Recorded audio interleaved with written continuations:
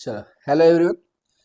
सो हमने last video में अपन ने इसका प्राइस इलास्टिसिटी की लास्ट मेथड्स देखे थे अपन ने ना, टोटल आउटले और टोटल रेवेन्यू। उसका हमने मतलब पूरा कैलकुलेशन वगैरह कैसे होता है, फॉर्मूला भी देखा है, न्यूमेरिकल्स भी सॉल्व किए।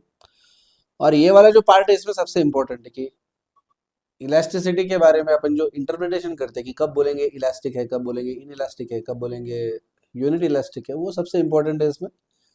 तो इसमें हमें एक सिंपल चीज याद रखनी है कि टोटल रेवेन्यू और प्राइस ये अगर सेम डायरेक्शन में मूव हो रहे हैं, मतलब प्राइस बढ़ी और टोटल रेवेन्यू भी बढ़ रहा है, या फिर प्राइस बढ़ रही सॉरी प्राइस कम हो रही है और टोटल रेवेन्यू भी कम हो रहा है, यानी कि दोनों अगर सेम डायरेक्शन में जा रहे हैं, तो यहाँ पे होता है इन इलास्टिक। अगर दोनों अपोजिट डायरेक्शन में जा रहे हैं तो इलास्टिक। और प्राइस कितना भी कम ज्यादा होने दो, लेकिन टोटल रेवेन्यू अगर सेम है तो वो होता है यूनिट इलास्टिक।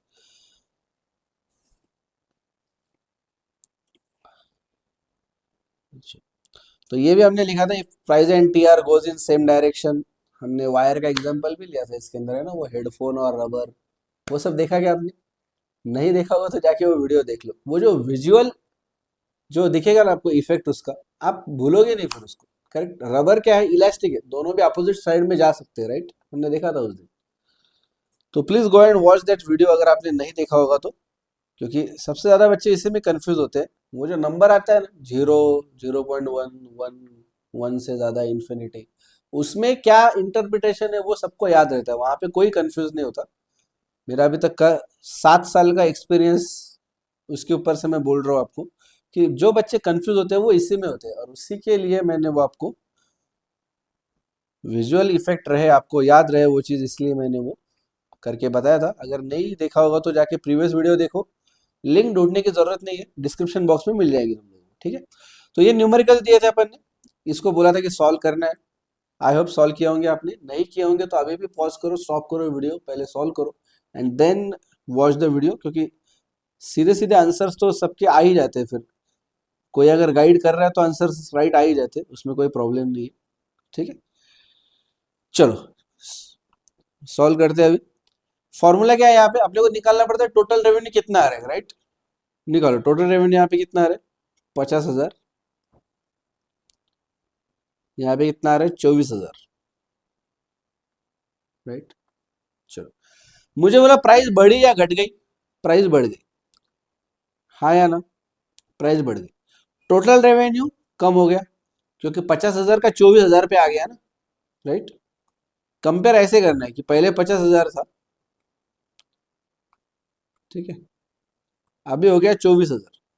तो पहले था 50,000, अभी हो गया 24,000, पहले ये है, और मुझे इसको इसके 24,000 के साथ में इसको कंपेयर करना है। तो क्या होगा, ये कम हो गया, राइट? तो कम हो गया, दोनों अलग अलग डायरेक्शन में है, मतलब इनइलास्टिक। तो ये अगर कम हो गया तो इसको हम क्या बोलेंगे, इलास्टिक, बराबर। इसको हम बोलेंगे इलास्टिक, क्योंकि अपोजिट डायरेक्शन में, सिंपल है। चलो यहाँ पे देखो कितना आ रहा है, पहले टोटल रेवेन्यू आ रहा था 50,000, अभी कितना आ रहा है देखो कैलकुलेटर पे, 490 इंटू 120,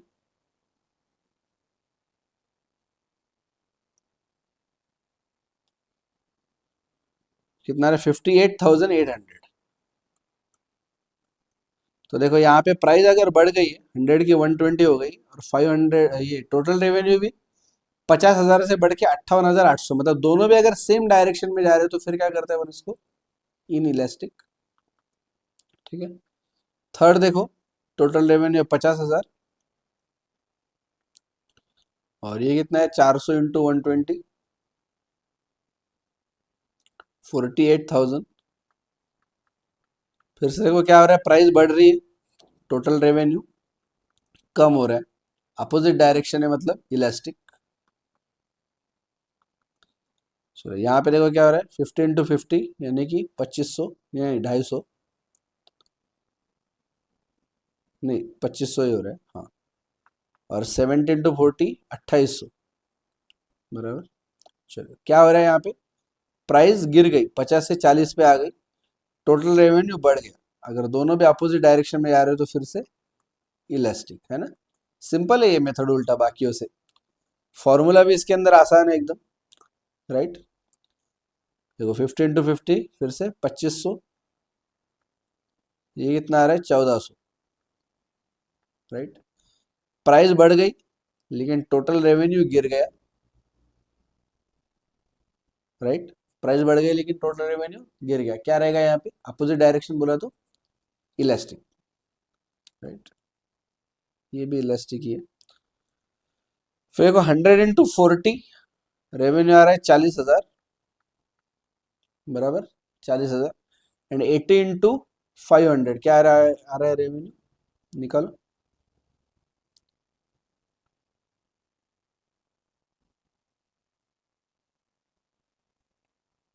कितना आ रहा है ये, 40,000, बराबर। अच्छा, दोनों भी सेम है। यहाँ पे देखो 100 का 120 मतलब प्राइस कम हो गई, लेकिन रेवेन्यू हमारा सेम, करेक्ट, रेवेन्यू सेम है मतलब यूनिट इलास्टिक, यूनिट इलास्टिक। आ रहा है कि नहीं ध्यान में। हाँ, प्राइस चेंज हो रही है, सिर्फ प्राइस में चेंज है, लेकिन टोटल रेवेन्यू में कोई भी चेंज नहीं है। टोटल रेवेन्यू आपका उतना का उतना ही, राइट। तो इसके लिए यहाँ पे क्या बोलते हैं इसको अपन, यूनिट इलास्टिक। चलो 100 × 300 कितना हो रहा है, 100 × 300 30,000, बराबर 30,000। 150 × 200 30,000। फिर से आपका टोटल रेवेन्यू सेम है, मतलब यूनिट इलास्टिक, मतलब यूनिट इलास्टिक।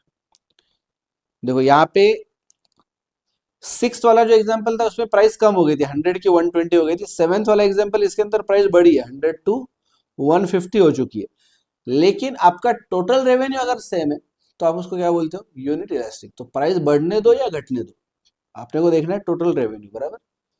देखो 14 × 30 1200, 13 × 40 1200, फिर से सेम है, unit elastic, right, unit elastic. है ना ये मेथड सिंपल, सबसे सिंपल मेथड है, कोई टेंशन का काम ही नहीं। 250 × 4 1000, 200 × 5 1000, यूनिट इलास्टिक, राइट। 500 × 10 5000, 550 × 8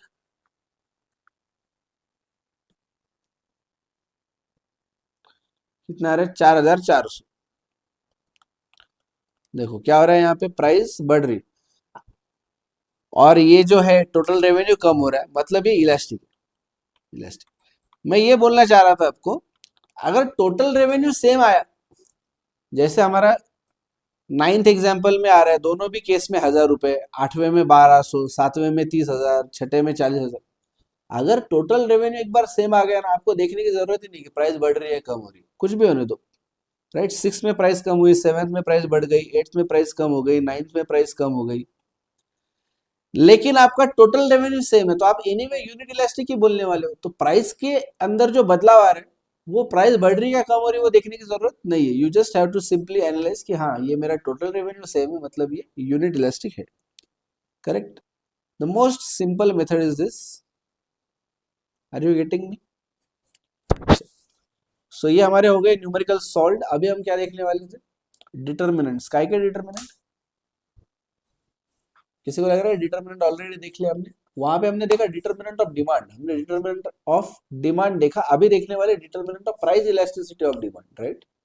तो अभी तक जो प्राइस इलास्टिसिटी का जो पार्ट पढ़ रहे हैं अपन, अभी देखना है अपने को ऐसे कौन से फैक्टर्स है जिसके ऊपर प्राइस इलास्टिसिटी डिपेंडेंट है। सर बोले क्या होता है सर प्राइस इलास्टिसिटी डिपेंडेंट है, मतलब कौन से प्रोडक्ट की इलास्टिसिटी जो है, मतलब कौन सा प्रोडक्ट जो है जिसकी डिमांड इलास्टिक होगी, किसी की डिमांड इन इलास्टिक होगी, किसी की डिमांड परफेक्टली इलास्टिक होगी, किसी की परफेक्टली इलास्टिक होगी, किसकी यूनिट होगी।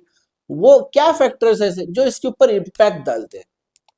जैसे एग्जांपल की बताओ कि नमक, नमक ये इतना जरूरी आइटम है हमारे लिए, राइट। नमक के बगैर खाना ही नहीं खा सकते अपन, है ना। थोड़ा सा भी नमक कम हो गया तो पहले ये होता है, महसूस होता है कि नमक चाहिए। कभी खाने में स्वीट नहीं हुआ तो चलेगा, गुलाब जामुन नहीं है चलेगा, रोज के खाने में नहीं रहेगा। कभी कभार खाने में रोटी नहीं, ठीक है चावल से काम चला लेंगे, चावल नहीं ठीक है रोटी से काम चला लेंगे, सब्जी नहीं है दाल से काम चला लेंगे, दाल नहीं है सब्जी से काम चला, लेकिन नमक नहीं है तो आप दूसरी किसी चीज से काम चला ही नहीं सकते हो। इसके लिए नमक की जो डिमांड है ना, और ये जो डिमांड है वो होती है परफेक्टली इनइलास्टिक डिमांड, कि नमक की प्राइस में अगर कोई चेंजेस हुए तो भी आप नमक उतना ही लेते हो। अच्छा, कोई ज्यादा भी नहीं लेता है, मान लो कि नमक की प्राइस एकदम से आधी हो गई, तो भी कोई ज्यादा नमक लेके नहीं रखे, करेगा क्या? स्वीट में कैसा पसंद आ गया बोल के कोई गुलाब जामुन 10-11 गुलाब जामुन खाएगा, बट नमक तो नहीं खाएगा ना कोई। तो इसके लिए प्राइस कम होने से नमक की डिमांड बढ़ती नहीं, और प्राइस बढ़ने की वजह से नमक की डिमांड कम भी नहीं होती, वो उतनी रहती। तो उसको हम बोलते हैं इन इलास्टिक डिमांड, क्योंकि वो चेंज नहीं हो रही। बट वही अगर कोई लग्जरी प्रोडक्ट देखूंगा मैं, टीवी, वॉशिंग मशीन, उसकी बात करूंगा मैं, तो वहां पे प्राइस का बहुत इंपैक्ट पड़ता है। बहुत बार आपने टीवी, मतलब इस पे न्यूज़पेपर में बहुत बार पहले पेज पे या आखिरी पेज पे वो पूरा पेपर खरीद लेते, पूरा कार के ऐड देते, बड़ा बढ़िया सा पिक्चर रहेगा कार का, फिर दे देंगे डिस्काउंट अप टू 1,25,000 वगैरह। या ऐसे ऐड कभी आप इसेंशियल आइटम्स की नहीं देखोगे कि नमक के ऊपर डिस्काउंट है या चावल के ऊपर डिस्काउंट है, ये जनरली नहीं देखोगे आप, क्योंकि उनको पता है कि इसेंशियल आइटम पे ज्यादा फर्क पड़ेगा नहीं, तो उसके ऊपर बहुत ज्यादा खर्चा करके एडवर्टीजमेंट पे या प्राइस कम करके डिस्काउंट देके ज्यादा खर्चा करके मतलब नहीं है, क्योंकि डिमांड में बहुत ज्यादा बदलाव नहीं आने वाला है, डिमांड बहुत ज्यादा चेंज नहीं होने वाली। बट लग्जरी आइटम हो गए, कार हो गई, वॉशिंग मशीन हो गया, फ्रिज हो गया, बड़ा एसी हो गया, ये सब चीजों में बहुत फर्क पड़ता है। तो इसकी जो डिमांड है वो इलास्टिक है। तो इस टाइप से अपने को फैक्टर्स देखना है कि ऐसे कौन से ये फैक्टर्स है। सिर्फ ये अकेला नहीं है ना कि इसेंशियल है या लग्जरी, ये सिर्फ अकेला नहीं है, सिर्फ और भी फैक्टर्स है। तो क्या क्या फैक्टर्स है जो इम्पैक्ट डालते हैं आपकी डिमांड की इलास्टिसिटी के ऊपर, वो अपने को देखना है, and that we will see in the next video. Okay, getting me? So please go and check the description box, previous videos, next video सब देखो। जो क्लास ज्वाइन करने के लिए जो फॉर्म दिया है हमने, वो भी फिल करो, so that you will be able to join our Zoom meetings, जिसके अंदर हम रिवीजन भी करते हैं और डाउट सॉल्विंग भी करते हैं। So please go and fill that form as well. कोई फीस नहीं है, लेकिन फॉर्म भरना चाहिए, क्योंकि आपका कॉन्टैक्ट डिटेल्स वगैरह हमें चाहिए, जिसके ऊपर हम लिंक भेज सके आपको, राइट? क्योंकि वहाँ पे हम लिमिटेड बच्चों को ही एडमिशन, मतलब क्या बोलते हैं, इसके अंदर एंट्री देते हैं। ऐसा डायरेक्टली हम कहीं पे सोशल मीडिया पे वगैरह वो लिंक नहीं डाल सकते, क्योंकि वहाँ पे लिमिटेशन है, कितने लोगों के डाउट्स सॉल्व करेंगे या कितने लोगों को एंटर करना है, उसके ऊपर लिमिटेशन है। So please go and fill that form and join the class. Okay, चलो फिर मिलते हैं नेक्स्ट वीडियो में, जिसके अंदर हम देखेंगे determinants of price elasticity of demand. Okay, चलो बाय बाय।